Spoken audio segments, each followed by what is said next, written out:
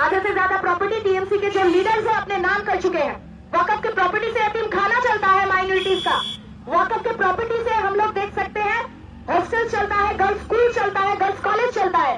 बहुत जगह पे टीएमसी के जो नेता है वो लोग अपने नाम पे कर रहे हैं, अपने नाम पे कर ले रहे हैं। और ये बीजेपी वो बिल ला के वक्फ प्रॉपर्टी को हड़पना चाहती है, अपने हाथ में लेना चाहते हैं। उसके खिलाफ भी लड़ाई है। जब हम लोग पश्चिम बंगाल में लड़ाई करने उतरे तब हमारी जो पश्चिम बंगाल की मुख्यमंत्री है ममता दीदी, उन्होंने कहा कि वक्फ को लेके कोई भी प्रोटेस्ट पश्चिम बंगाल में नहीं होगा।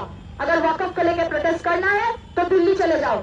लेकिन वक्फ का जो बिल है वो तो पश्चिम बंगाल में भी आया है। पश्चिम बंगाल में भी वक्फ का प्रॉपर्टी है तो दिल्ली जाके प्रोटेस्ट क्यों करे?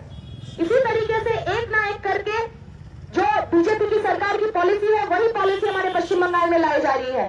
और बीजेपी को रोकने के लिए ममता दीदी मसीहा बनती है। लेकिन हम देखते हैं कि बीजेपी की जो कैंडिडेट थी, बीजेपी के जो लीडर था बाबुल सुप्रियो, उसको इस 2024 के विधानसभा में कैंडिडेट कर दिया जाता है हमारे बालीगंज हल्के से। क्यों एक दंगाई को कैंडिडेट बनाया जाता है? बाबुल सुप्रियो पश्चिम बंगाल में दंगा लगाने में एक नंबर मास्टरमाइंड था।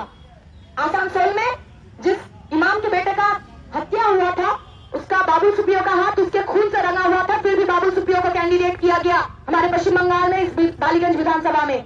उसके खिलाफ हमारी लड़ाई है। जो लोग घोटाला करते हैं, दुर्नीति करते हैं, जिनकी वजह से लोगों का नौकरी हमारे पश्चिम बंगाल में चला जाता है। 8,000 से ज्यादा स्कूल बंद हो गया है, सरकारी स्कूल पश्चिम बंगाल में। जिस तरीके से गरीब घर के बच्चे सरकारी स्कूल में पढ़ने लिखने जाते थे वो सब बंद हो रहा है। सरकारी अस्पतालों का हालात खराब है, वहाँ पे नियोग नहीं होता ठीक तरीके से, डॉक्टर नहीं है। जो लिफ्टमैन होता है, लिफ्टमैन का नियोग नहीं हुआ है कई सालों से। तो काम कौन करेगा पश्चिम बंगाल में? हम वामपंथी लोग, हम लोग ये कहते हैं कि अगर आप लोग सरकार में हम लोगों को लाइएगा, अगर आप लोग हम लोगों को चुनिएगा, अगर आप लोग हम लोगों को दायित्व दीजिएगा, तो हम लोग 1 महीने के अंदर, सरकार में आने के 1 महीने के अंदर जितने भी कॉन्ट्रेक्चुअल पोस्ट है सबको परमानेंट कर देंगे। क्योंकि बांग्ला हमारे पश्चिम बंगाल को बनाने के लिए लोग को जरूरत है, पश्चिम बंगाल के युवाओं का जरूरत है। उन लोगों को लेके हम लोग काम करेंगे। पश्चिम बंगाल में युवाओं को बेकार भाता दिया जाता है, 1500 रुपए दिया जाता है और कहा जाता है कि वोट हमको दो। 1500 रुपए में घर नहीं चलता।